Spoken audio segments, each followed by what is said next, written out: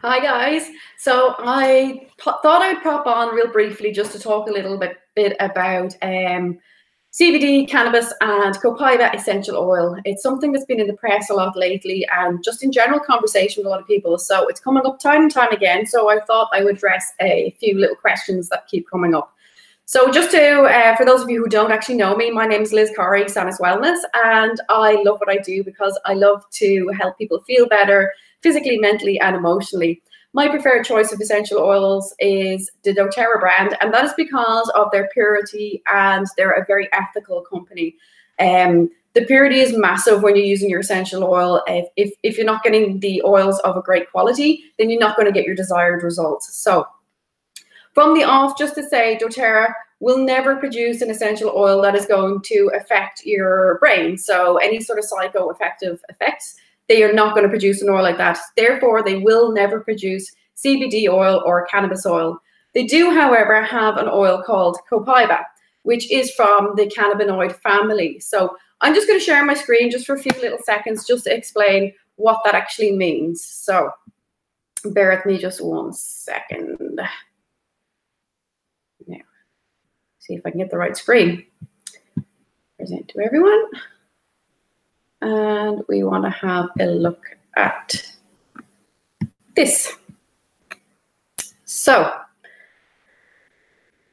Copaiba essential oil is one of the oils that comes from the cannabinoid family. So it actually comes from a species of tree in Brazil. It actually comes from 4 different types of tree and not the cannabis family. So to understand Copaiba, we first need to look at our endocannabinoid system.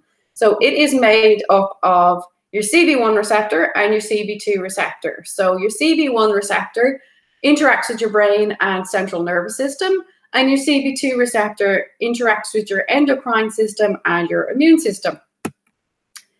There are 3 types of main cannabinoids that are derived from plants, and you are very familiar, I'm sure, with 2 already: CBD, cannabidiol, THC, tetrahydrocannabinol, and BCP. So that's the one from Copaiba. So that's beta-caryophyllene. I'm not even going to try and say that. I'm just going to use the abbreviations that we're all more familiar with.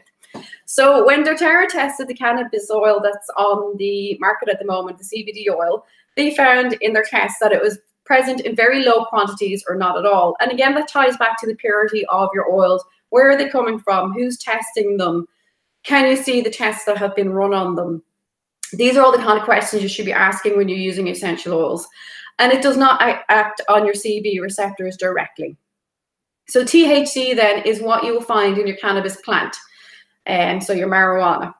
It interacts directly with your CB1 and your CB2 receptors. It's very stimulating and it has psychoactive effects. So oil containing THC is a regulatory and legal challenge, as you can imagine. And as I've already said, doTERRA will not produce an oil that is going to create psychoactive effects on your body. So we don't want anything that's going to show up in a drug test if you have to have that for, say, your work environment or anything like that. So what they have produced now is an oil called Copaiba, and it has got what's called BCP in it. It has no interaction with your CB1 receptor, so that's your brain and central nervous system. It has the same benefits as other cannabinoids. So that is the really, really important part to take away from here. It has the same benefits as the other cannabinoids that are out there. It directs, has direct interaction with your CB2 receptor, so that's your endocrine system and your immune support, and it is present in therapeutic amounts. So what can we use the Copaiba oil for? So you can use it for liver and antioxidant support. You can use it for cardiovascular health. You can use it to sustain proper immune response, and you can use it for digestive support. It can also be used to support proper neurological function, and you can also use it for proper respiratory function. Now I'm just going to stop sharing the screen now for a wee sec.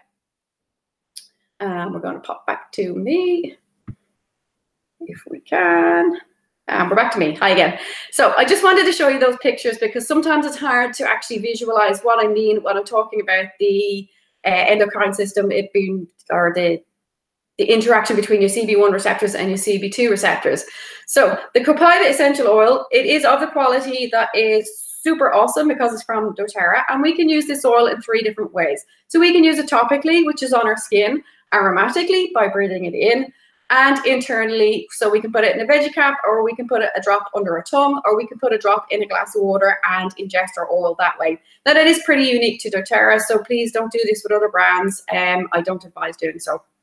So if you have any questions at all on how we can use this oil, as I said, it is kind of got the same abilities as the other cannabinoids out there. That is the main thing you need to take away from it. And I'll try to be super compliant when I say these things.